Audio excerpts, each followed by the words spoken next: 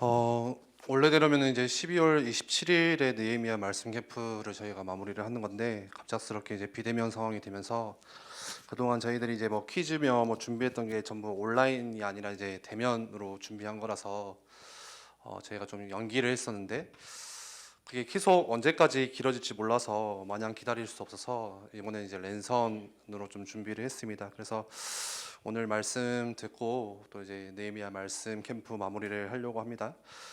우리가 작년에 10월 25일부터 해서 총 9주 동안 느헤미야 말씀을 이렇게 1장부터 4장까지 함께 나누었죠. 그러면서 무너진 성벽이 우리에게 어떤 의미가 있는지, 그리고 왜 느헤미야는 금식하여 슬퍼하며 하나님께 기도를 했었는지, 왜 느헤미야는 도대체 어떤 중심이 그 속에 있었길래 그 성공한 자리, 술 많든 거는 자리 내려놓고 저 멀리 떨어진 예루살렘으로 돌아가 성벽을 다시 지으려고 했는지, 무너진 성전의 예배라는 회복이 우리에게는 어떤 의미가 있었는지, 이것들을 우리가 말씀을 통해서 하나씩 나누었습니다. 여러분들, 돌아가는 사이클은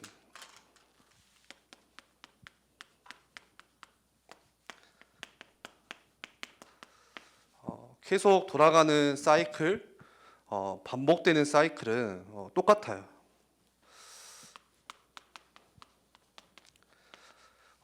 하나님께서 택하신 이스라엘 백성이 하나님이 약속하신 거 있거든요. 그 약속 믿지 않고, 그리고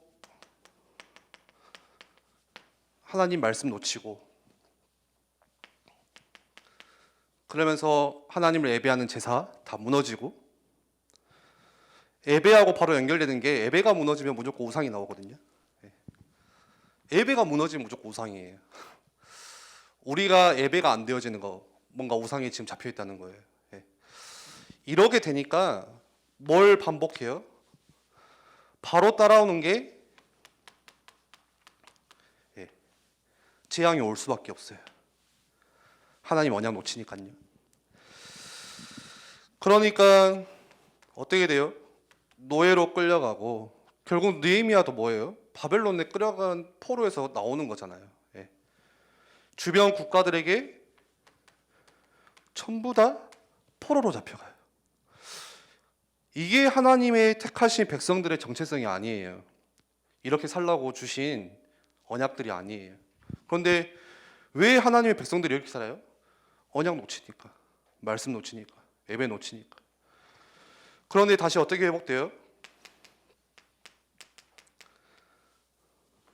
다시 하나님께 회개하고 우리가 하나님께로 다시 돌아가자. 우리가 하나님께로 다시 예배를 회복하자. 그러면서 겪어보니까 후회하는 거예요. 그렇죠? 닥쳐보니까 그때 가서 후회하는 거예요. 그래서 우리가 예배 놓쳐서 이렇게 됐구나. 다시 예배 회복해야 된다. 느헤미야도 결국 이거잖아요. 이 사이클이거든요. 이 사이클. 계속 반복되어지는 거. 느헤미야도 결국 그거예요. 바벨론에 와서 포로 되니까 그때 가서 예배 놓쳤구나 우리가. 그래서 다시 이스라엘 돌아가면은 성전부터 짓자, 성벽 회복하자, 다시 말씀 회복하자, 예배로 돌아가자. 그런데 이거를요, 느헤미야 이전 시대에도 그랬고 이후 시대에도 그랬고, 이스라엘 역사를 크게 보더라도 총 7번을 반복하게 됩니다. 이 반복이에요. 계속. 이게 단순히 이스라엘 역사의 반복이 아니라 오늘날 우리에게도 똑같이 적용돼요. 오늘날 하나님을 믿는 저와 여러분에게 이 교회도요, 똑같이 적용이 되고 있어요. 구약의 이스라엘 백성은 누구예요? 교회죠. 신약에 와서는 하나님을 믿는 우리들이에요. 우리가 하나님의 말씀 우습게 알고, 우리가 예배를 가볍게 여기고, 하나님이 아닌 세상의 다른 것을 우리의 마음에 섬기기 시작할 때 우리에게 뭐 찾아오냐? 그대로 재앙 찾아와요. 그래서 세상의 큰 바람에 다 휩쓸려 내려가고, 그리고 뭐의 노예돼요? 세상의 노예, 돈의 노예, 성공의 노예. 그렇게 살다가 나중 가서 비참하게 인생을 마감하거든요. 그런데 거기서 다시 돌아서고 하나님을 경외하기 시작하고 참된 예배가 무엇인지 회복되기 시작할 때 하나님은 다시 이 세상을 살릴 수 있는 전도자로 회복하시는 거. 그래서 지금도 우리에게도 똑같이 이 사이클이 계속 반복되고 있어요. 제가 곰곰이 생각해 봤어요. 우리는 지금 어디 시간표에 있을까? 딱 이 기점에 있는 것 같아요. 네. 가고 있어 지금 우리는. 어디로요? 재앙으로. 가기 싫죠. 가고 싶은 사람이 어디 있어요. 근데 가고 있어요 지금. 세상에 너무 좋아 우리는. 성공의 노예, 돈의 노예, 세상의 노예. 예. 우리가 여러분들이 랩런트들이 하나님의 말씀 놓칠 때, 예배 가볍게 여기기 시작할 때, 하나님 우습게 여길 때 될 수밖에 없어요. 내가 재앙으로 가야지 해서 가는 게 아니라 이스라엘 백성이 우리가 노예로 끌려가자 포로로 가자 해서 간 게 아니라 중요한 하나님 언약 놓치니까 그렇게 되어지는 거예요. 내 의지와 상관없이. 그런데 중요한 사실은 항상 그럴 때마다 하나님은 남은 자 한 사람, 느헤미야 한 사람을 통해서 다시 이 일을 회복하셨고, 지금 시대에도 언약까지 이 자리에 언약까지 복음까지 진짜 렘넌트 한 사람, 하나님의 마음을 아는 사람, 하나님의 마음을 헤아리는 사람, 하나님의 아픔을 공감하는 그 렘넌트 한 명을 통하여서 또 이 일을 시작하실 거예요. 그래서 우리 중고등부 렘넌트들이 그 한 사람이 되기를 바라요. 그래서 우리가 그 일을 함께 보기 위해서 계속 한 주 한 주 말씀을 나눴고, 여러분들 그때마다 이제 주보 뒤에 있는 묵상 페이퍼에다가 정리를 했죠. 그거를 이제 최고야 전사님이 다 정리를 취합을 해주셔가지고 저에게 이렇게 딱 주셨거든요. 여러분들이 뭐라고 썼는지 제가 한번 읽어드릴게요. 1주차 나에게 성벽이란 찬양이다. 일상생활 속에서 찬양을 들을 때 하나님을 생각하기 때문에 1주차 때 좀 뜨거웠어요 여러분들. 하나님을 바라볼 수 있고 하나님께 돌아갈 수 있기 때문이다. 이거 여러분들이 쓴 거예요. 찬양을 들으면 기도가 되어진다. 마음이 평안하다. 나에게 성벽이란 말씀, 말씀 안에 있어야 하니까 말씀을 다시 볼 때마다 힘이 생긴다. 내가 다시 회복해가는 것이기 때문이다. 나에게 성벽이란 또 예배, 한 주간 규모를 갖출 수 있다. 성벽 예배 회복이기 때문에 예배가 무너지면 사단에게 포로가 된다. 하지만 예배가 무너지지 않으면 하나님과 영원한, 다 여러분들이 쓴 거예요. 이 말씀을. 그리고 또 뭐냐, 나에게 성벽이란 학교, 교회, 가정, 부모님. 왜? 보호해 주시기 때문에. 부모님이 교회를 나가게 해서 예배를 주일에 드릴 수 있는 기회를 만들어 주시기 때문이다. 다른 외적인 것으로부터 차단시켜 주기 때문에. 나에게 성벽이란 L교회다. 와, 멋있네요. 영적 은혜의 굳건한 시스템이다. 익숙한 곳이기 때문이다. 그러면서 두 번째 질문이 뭐였냐, 느헤미야 기도를 보면서 교회를 향한 내 기도를 적어보세요. 어떤 친구 막 3줄 4줄 막 적은 친구도 있고, 잘 모르겠다, 중고등부 예배하는 곳을 1층으로 옮겨주시기 바란다. 이 기도 무너지지 않게 해주세요. 영적인 고향이 되게 해주세요. 순수한 사랑과 헌신, 하나님 감사합니다. 예배 무너지지 않게 말씀 안에 살게 해주세요. 매일매일 학교에서 하나님 바라보고 승리하게 해주세요. 이제 여러분들이 이렇게 적었거든요. 2주차 때 뭐라 적었냐, 2주차 묵상, 느헤미야에게 꿈을 배우다 했죠. 그래서 나의 꿈은 뭐냐, 이때까지 좀 뜨거워요. 하나님을, 모든 사람들이 하나님을 아는 거, 하나님이 세상이 줄 수 없는 평안함을 주시기 때문에 그 평안함을 모든 사람들이 알고 구원받았으면 좋겠다. 나의 꿈은 목사님이다. 후대를 살려야 되기 때문에. 누군지 모르겠어요. 네. 나의 꿈은 컨텐츠 크리에이터다. 후원을 받아서 헌금이라도 하기 위해서다. 찾아가는 중이나 전도 제자다. 하나님 주신 사명이다. 경찰이다. 사회 정의를 지키기 위해서. 현장에서 승리하는 사람이다. 멋진 사람이 되기 위해서. 교회 회복이다. 코로나로 인해서 못하고 있는 것들이 많기 때문에. 나의 꿈은 요리사다. 예전부터 꿈꿔왔던 거, 내가 해준 음식을 먹고 행복해하는 사람들을 보는데 너무 즐겁다. 저도 좀 해주세요. 불신자에게 하나님이 살아계심을 증언하는 것이다. 뜨거워요. 그래서 두 번째 질문이, 예일교에서 행복했던 추억을 일기로 적어보세요. 놀이터에서 친구들과 놀았다. 체육대회가 좋았다. 처음으로 마이크 볼륨 조절이랑 스피커, 음향 장비를 배웠는데 너무 유익한 시간이었다. 민주네. 작년 성탄 전야 축제에서 중고등부 합창했을 때 너무 좋았다. 하루하루가 매일 즐겁고 행복하지요. 이거는 권사님 같아요. 하지요. 이런 말 쓰잖아 우리는. 찬양 멋지게 부르고 간식 먹었을 때. 좀 이상하네. 찬양 멋지게 부르고 간식 먹었을 때, 묵상촌 했을 때, 진영이네 집에서 평안한 분위기에서 재미있게 묵상할 수 있어서 좋았다. 10년 전에 초등부 때 교회 1층에서 달란트 시작한 거, 캄보디아로 선교 여행 간 거. 그러면서 3주차 묵상, 중심을 배우다 해서 뭐라 적었냐? 이때부터 조금 이제 흔들리기 시작하긴 합니다. 내 인생의 목적의 우선순위를 새겨보세요. 다행히도 1등 하나님을 사랑하는 거 1순위. 2위 돈을 많이 버는 거. 3위 사랑하는 사람을 만나는 거. 그리고 4위 나라의 이름을 높이는 거 거의 없어요, 이거는. 그리고 영원히 변하지 않는 것은 무엇일까 나에게 했을 때 여러분들이 적은 거예요. 심오하네요. 나의 과거는 영원히 변하지 않는다. 하나님을 사랑하는 마음 영원히 변하지 않는다. 영원은 변하지 않는다.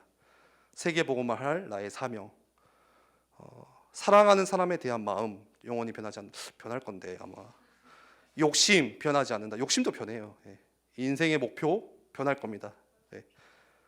내 성격 변하지 않는다. 변할 겁니다. 예. 그리고 4주차 볼까요?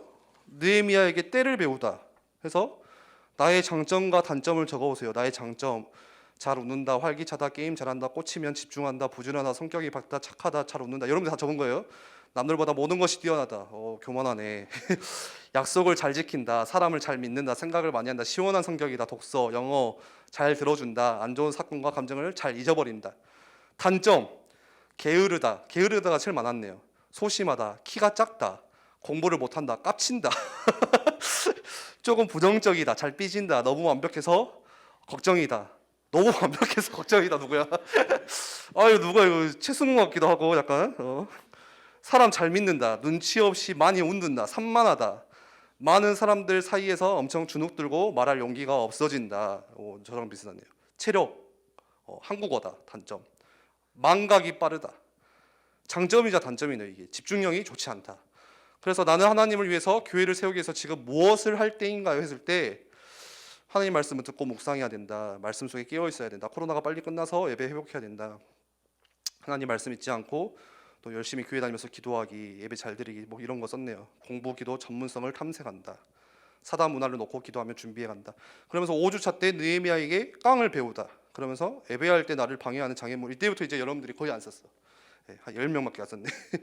예배할 때 나를 방해하는 장애물은 무엇인가요? 했을 때 친구가 나를 방해하는데 누구?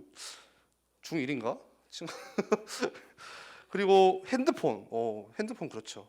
잠, 피로가 예배를 방해한다. 잡생각, SNS 엄청 많이 하더만 예배 시간에. 뭐 선생님들도 다 하더만 대학생들도. 왜 예배 시간에 그걸 하냐고. 나 이해가 안 가고. 손톱이 왜 방해가 되지? 예배 시간에 너지? 오케이. 손톱이 방해가 된다. 뭐 그럴 수도 있겠죠. 음식, 자꾸 뭘 이렇게 주머니에서 빼먹는 거지. 딴짓.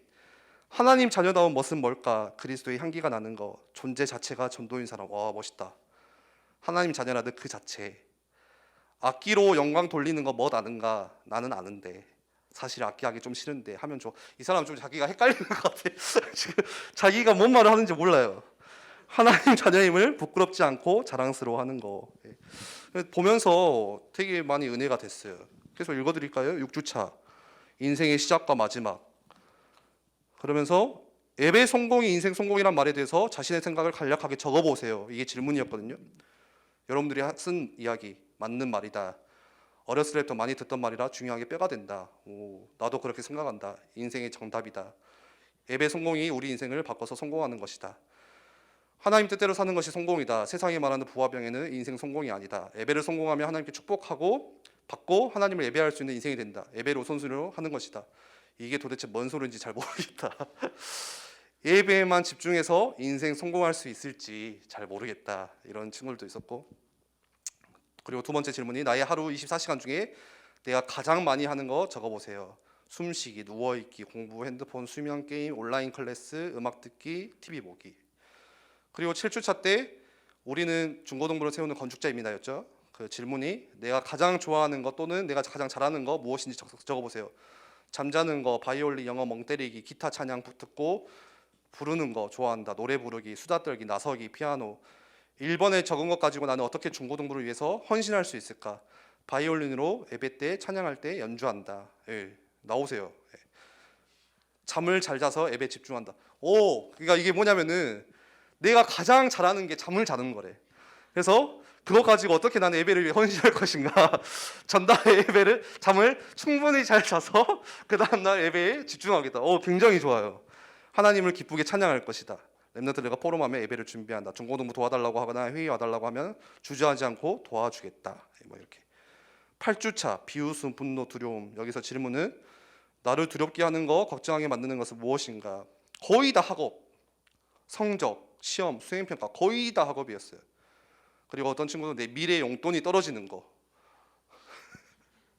엄마가 용돈을 안 주려나 봐.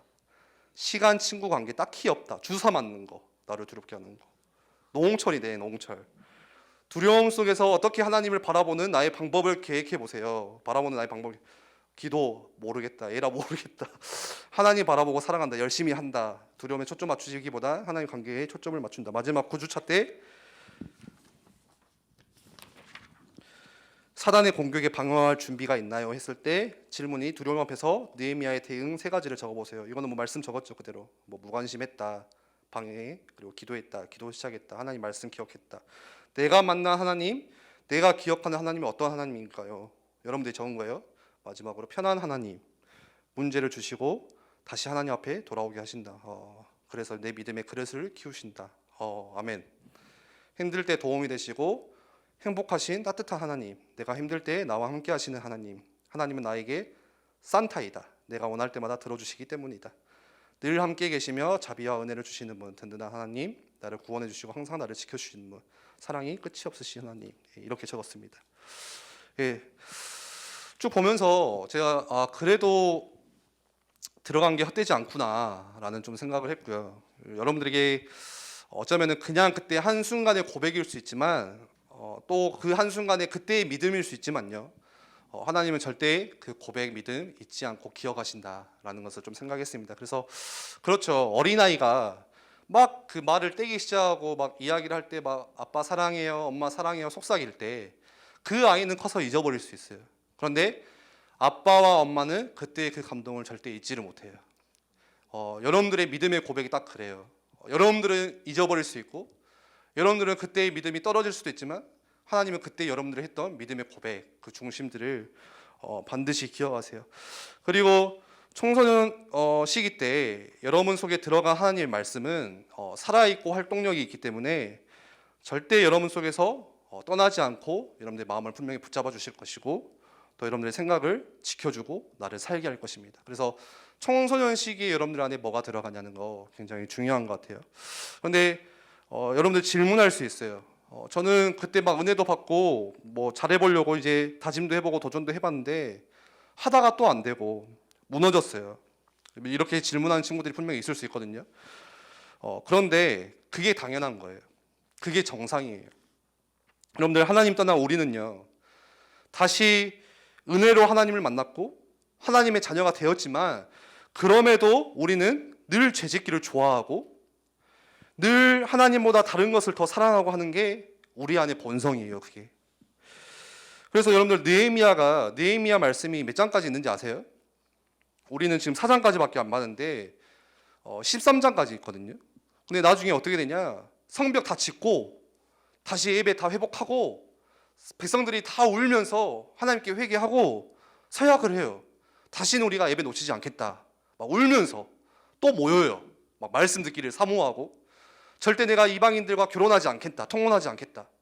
안식일을 그 예배를 반드시 지키겠다. 11조를 다시 회복하겠다. 하나님 것을 회복하겠다 했는데 그게 느헤미야 13장 가면은 1년도 안 가요. 그 결심이. 여러분들 어떻게 생각하세요? 그렇게 얻어 터지고 얻어 맞고 노예되고 포로되고 겨우 회복돼서 와서 성벽 다 지었어. 예배 다 회복했는데 다시 여기까지 가는 데가 1년도 안 가요. 예. 잠깐 느헤미야가 다시 그 페르시아에 다녀온 그 순간 이스라엘 지도자들도 제사장들도 백성들도 다시 우상을 섬기기 시작하고 예배가 무너지기 시작하고 왜 그럴까요 도대체? 그러면서 느헤미야 말씀이 끝나거든요. 그렇게 끝나버려요. 왜 그렇죠? 그게 우리의 본성이에요. 그게 우리가 가지고 있는 모습이에요.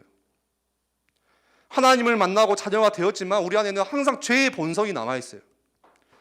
그래서 하나님보다 죄 짓는 게 더 우리에게 자연스러워요. 완벽하지가 않아요. 그래서 우리는 또 실수하고 또 연약하고 또 넘어지는 거예요. 그래서 로마서 7장 24절에는 전도자였던 그 바울이 이렇게 고백하잖아요. 오라 나는 공고한 사람이로다. 누가 나를 그 사망의 몸에서 건져낼 자가 누구랴. 바울도, 여러분들 전도자 바울도요, 그렇게 하나님을 위해서 내가 살아야겠다, 하나님을 예배하면서 내가 지내야겠다, 하나님이 원하시는 일을 하면서 내 생을 보내야겠다 하지만, 그러면서 바울이 뭐라고 말하냐, 내 안에 자꾸 육신의 죄의 법을 따르는 것이 더 많대요. 바울도 그랬어요. 뭔 말이에요? 바울도 해보려고 하는데 자꾸 이쪽으로 간다는 거예요. 안 된다는 거예요. 그러면서 뭐라고 고백하냐, 로마서 8장 1절에 그러므로 이제 그리스도 예수 안에 있는 자에게는 결코 정죄함이 없다. 그러나 그리스도 예수 안에 있는 자에게는 정죄할 수가 없대요. 그 이유가 뭐냐? 그 이유는 그리스도 예수 안에 있는 생명의 성령의 법이 죄와 사망의 법에서 나를 해방하였기 때문이다. 내가 늘 죄짓고 내가 늘 하나님과 멀어지는 것은요, 죄와 사망의 법에서 내가 잡혀있기 때문에. 근데 그 법에서 내가 아무리 빠져나오려고 해도 법을 이길 수가 없는 거예요, 내 의지로. 근데 뭐 때문에 빠져나와요? 정죄함이 없어요? 그리스도 안에 있는 생명의 성령의 법이 나를 해방하였기 때문에. 무슨 말을 드리고 싶냐? 끝으로 느헤미야 13장까지 다 회복해놓고 다시 무너지고 끝나거든요. 다시 돌아가요. 다시 죄를 짓기 시작하고 이방인들과 통혼하기 시작하고 예배가 무너지기 시작하고. 그런데 그게 끝이 아니에요. 왜냐? 하나님이 약속하셨던 여자의 후손이 아직 오시지 않았어요.